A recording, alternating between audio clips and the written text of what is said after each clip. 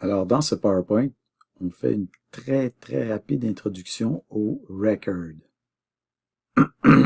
Juste dans l'objectif de pouvoir présenter le PowerPoint sur la modélisation des données qui va suivre. Donc, les prérequis, c'est les classes et constructeurs. Donc, la question, c'est qu'est-ce qu'un record? Okay. Alors, comme on le voit ici, ici on a la déclaration d'un record. Donc, record, R personne, donc record personne, string prénom, string nom, ouvrez parenthèse, fermez parenthèse, point virgule. Ça, c'est une déclaration de record. C'est environ égal à la classe que vous avez ici.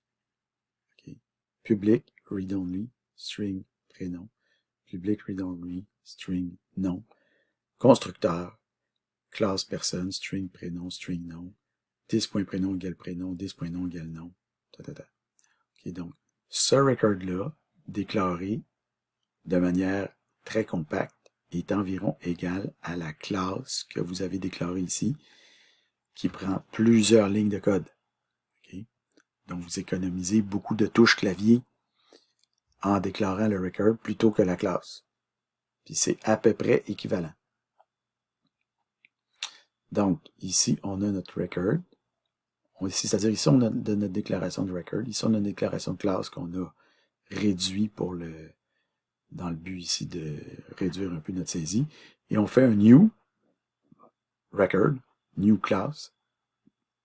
Le new se passe exactement de la même façon. C'est comme on appelle le constructeur respectif. .dom. Ici, on a record class. Est-ce que vous êtes... Il y a une légère différence dans le rendu ici. C'est seulement parce que Linkpad décide de nous mettre une différence. On a une légère différence dans le rendu. Mais à part de ça, est-ce qu'on voit la différence? Pas vraiment. Donc, c'est ça.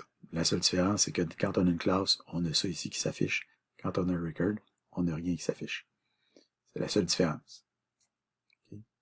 Mais à part de ça, pas vraiment de différence. Donc, en fait, il y a beaucoup d'autres choses à dire sur les records, mais on n'en dira pas plus pour le moment. Ça suffit pour faire nos modélisations du prochain PowerPoint. Donc, de manière générale, en l'état actuel de nos connaissances, on va penser à utiliser un record au lieu d'une classe lorsqu'on aura besoin d'objets dont les données sont immutables et sans constructeur validant. On peut cependant ajouter un constructeur validant dans un record si on le souhaite. En fait, moi, je vous dirais que utilisez un record seulement lorsque je vous dis que vous pouvez en utiliser un d'une certaine manière. Parce que le cours est comme pas conçu. Je voudrais pas que vous mélangiez trop d'affaires en même temps. Donc là, on s'oriente sur les classes. Je vous montre qu'il existe des records. On s'oriente sur les classes pour l'instant.